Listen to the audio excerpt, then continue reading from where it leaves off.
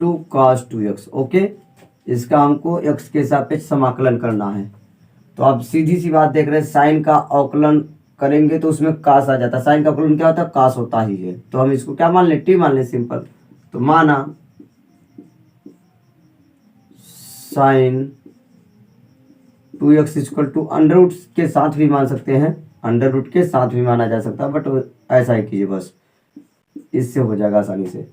अब साइन का अवकलन, साइन आपको ये पता होना चाहिए, D D x of sine A x, ये डायरेक्ट फॉर्मूला। तो ये जो ए एक्स के बगल में जो अंक रहता है या कोई अक्षर रहे, यक्स को छोड़कर, जिसके सापेक्ष हम अवकलन कर रहे हैं उसको छोड़कर प्रत्येक अक्षर को अंक माना जाता है। क्या माना जाता है? अंक, अचर पद माना जाता है। तो इसका सिंपल आपका फॉर्मूला हो गया, साइन का क्या होता है? कॉस ए शुरू में आ जाएगा, जो अंक रहता है शुरू में आ जाता है एक, ठीक है। साइन का क्या हो गया? कॉस हो गया, कॉस ए एक्स, और एक क्या रहता है जो शुरू में आ जाता है, क्या जाता है? शुरू में, सिंपल। ओके, तो ये आपका क्या होगा? दोनों पक्षों का एक्स के सापेक्ष जब अवकलन करेंगे, इस फार्मूले से क्या हो जाएगा? एक जगह दो दिखाई दे रहा है, एक जगह क्या दिखाई दे रहा है? दो। तो पहले एक बार इस तरीके, तो पहले लिखेंगे डी टी बटे डी एक्स, एक्स के सापेक्ष दोनों पक्षों का अवकलन कर दिया। अब ये क्या हुआ? अवकलन साइन 2x क्या हो जाता है? 2 cos 2x, 2 cos 2x equal to d t बटे डी एक्स। और हमेशा ऐसा डी एक्स इधर आएगा, और ओके देखिए cos 2x डी एक्स हमको मिल जाएगा, 2 इधर आ सकता है ना। तो cos 2x डी एक्स बराबर 2 डी टी बटे 2, ये जो 2 है बटे में आ गया। हमको देखो दिखाई दे रहा है cos 2x डी एक्स जगह हम लिख सकते हैं डी टी बटे 2 लिख सकते हैं, है ना। अतः आपका क्वेश्चन चेंज हो गया। देखिए इंटीग्रेशन, अब इसको तो आपने टी मान लिया है, अंडर रूट में ध्यान देने वाली बात है, अंडर रूट को भूलिएगा नहीं। अंडर रूट साइन 2x को क्या मान दिया? टी मान लिया। और ये तो पूरा क्या हो चुका है? 2 डी टी बटे 2, ये क्या हो गया? डी टी बटे 2, डी टी बटे 2, ये 1/2 है, क्या हो जाएगा? बाहर आ जाएगा। 1/2 कॉन्स्टिट्यूट क्या हो जाता है? बाहर। तो हमको करना है, और अंडर रूट का मतलब होता है 1/2 घात, अंडर रूट का मतलब क्या होता है? 1/2 घात टी। अब घात वाला नियम, घात में एक जोड़ देते हैं, 1/, है ना। इसका जब अवकलन करें तो एक्स पर खाते हैं n + 1 बट्टे n + 1, ये आप जानते हैं। और 1/2 में एक जोड़ेंगे तो कितना हो जाएगा? 2 1 का 2, 1 3/2, 3/2। 1/2 में एक जोड़ेंगे तो क्या हो जाएगा? 2 1 का 2, 1 3/2। तो इसका जब हम समाकलन करेंगे तो सिंपल आपका हो गया समाकलन, क्या 1/2 तो वैसे रहने वाला है, टी पर घात कितना? 3/2, और उसी को बटे में लिख दिया जाता है, और प्लस सी हो गया, समझ में आ गया। अब टी की वैल्यू रख दीजिए, और ये कहाँ चला जाएगा? 2 से 2 कट जाएगा, 2 से 2 कट जाएगा, तो 1/3 बचेगा केवल। ये 2 से 2 कट गया है ना, ये आप समझ रहे हैं। तो अब ये क्या बचेगा? 1/3 बचेगा, 1/3। टी की जगह क्या लिखना है आपको? साइन 2x, टी की जगह क्या? टी की वैल्यू रख दीजिए डायरेक्ट, साइन 2x पावर क्या, ये क्या है? 3/2 प्लस सी। ये आपका इस तरीके से आंसर हो गया, नोट कर लीजिए।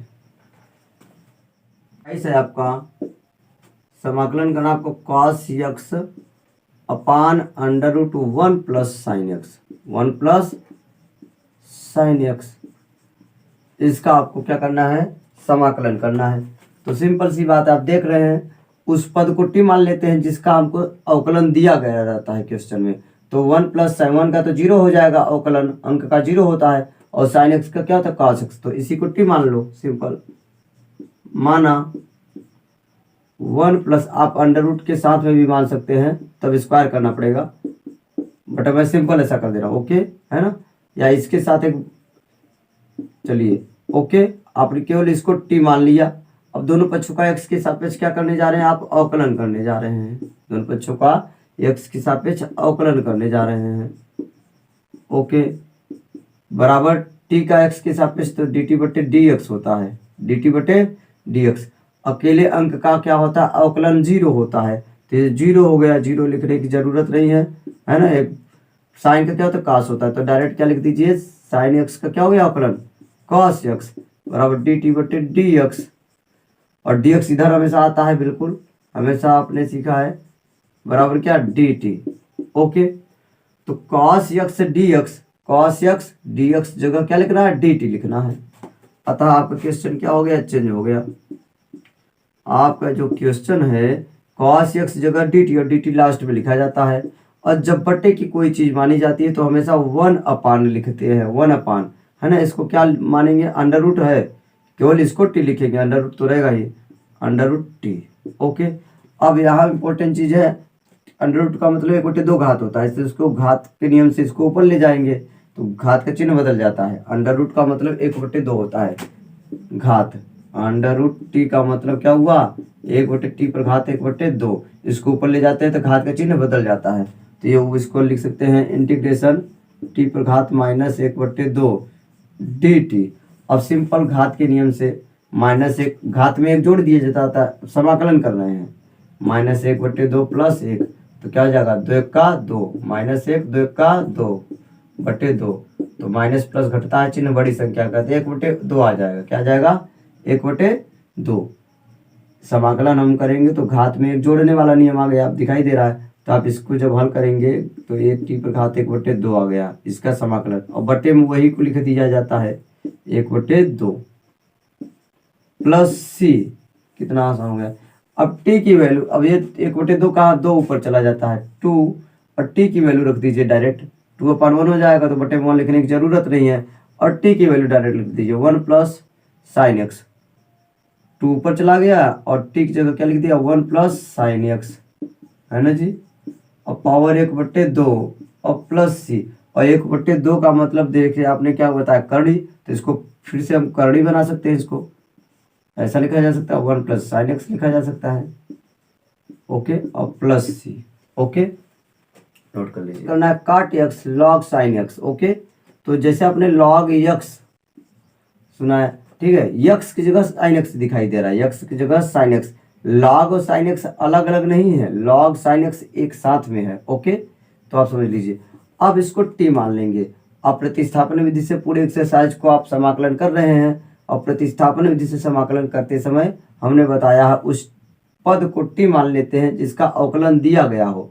तो log sin x का क्या होता है, अवकलन cot x होता है। अब इम्पोर्टेंट चीज आपको मैंने बताया है, बगैर अवकलन का समाकलन नहीं आएगा। तो अवकलन संबंधी समस्त कॉन्सेप्ट, फार्मूला और वीडियो लेक्चर आपके अपने YouTube channel the PCM point पर ऑलरेडी अपलोड है। तो आप वहां पर जाकर के पहले अवकलन का समस्त फार्मूला और कॉन्सेप्ट सीख लीजिए, तब इसको हल करेंगे समाकलन, तो ज़्यादा बेटर समझ में आएगा। ओके स्टूडेंट, तो है ना, इसको देखते हैं, मुझे देखिए तुरंत समझ में आ गया कि log sin x का क्या होता है, अवकलन cot x होता है। आप वहां पर देख लेंगे तो आपको भी आइडिया होने लगेगा। ओके, तो log sin x क्या मानेंगे, t माना, log sin x को क्या मान लिया आपने, t, sin x को क्या मान लिया आपने, t, ऐसे लिखा जा सकता है, बिल्कुल t मान लिया। अब दोनों पक्षों का x के सापेक्ष अवकलन करेंगे। जब दोनों पक्षों का x के सापेक्ष अवकलन करेंगे तो पहले इस तरह से लिखा जाता है। ओके, t की जगह क्या dt/dx, है ना। अब देखिए आप कोष्टक लगाया, कोष्टक है, उससे कोई दिक्कत नहीं, कोष्टक से बहुत ज्यादा परेशान होने की जरूरत नहीं है।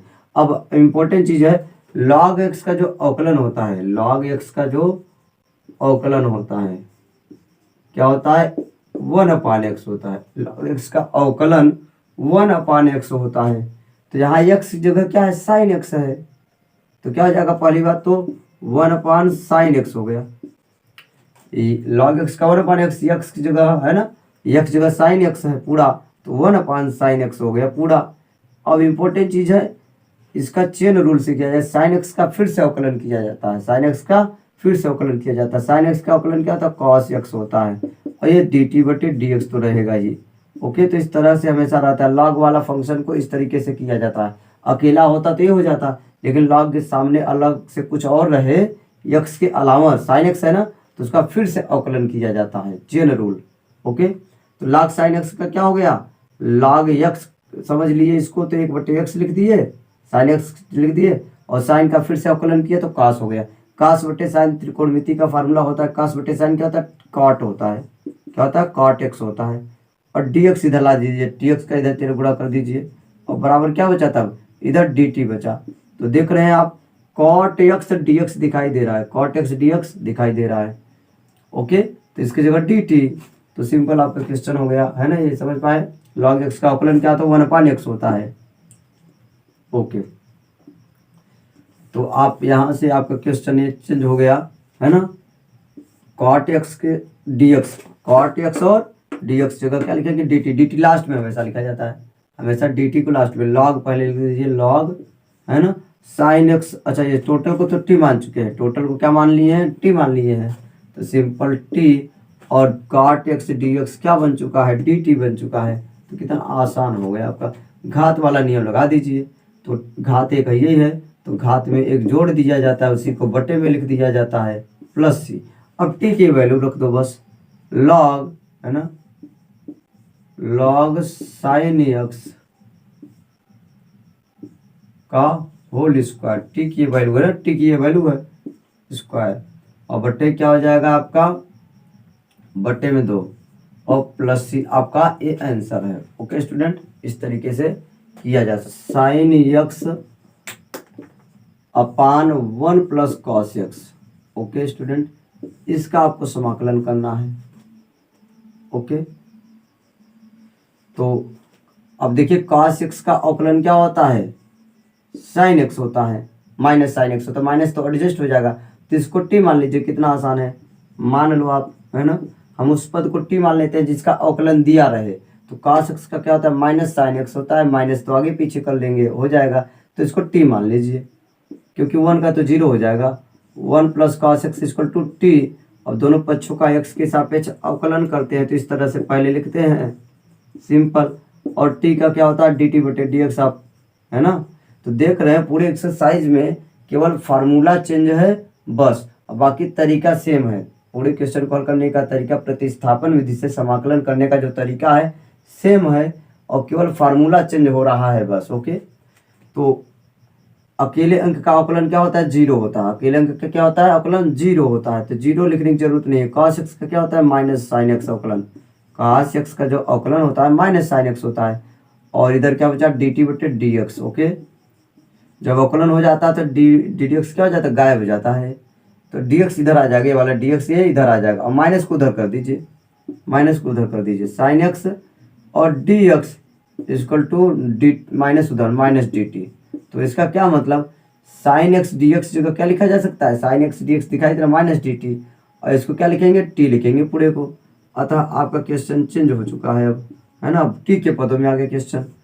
ठीक है, अब साइन एक्स डी एक्स जगह डी टी माइनस को बाहर कर दीजिए, और डी टी हमेशा क्या करते हैं लास्ट में लिखते हैं, डी टी हमेशा क्या लिखते हैं लास्ट में, और जब बटे की चीज़ कोई माना जाता है, बटे का कोई चीज़ माना जाता है तो उसको 1 अपान टी लिख दिया जाता है। ठीक है, क्योंकि वो इसका मल्टीप्लाई करोगे तो वही तो आ जाएगा। ठीक है, अब इसका 1 अपान टी का क्या होता है डायरेक्ट आप जानते हैं लॉग टी, 1 अपान टी का समाकलन क्या होता है लॉग टी होता है, माइनस लॉग है ना टी प्लस सी।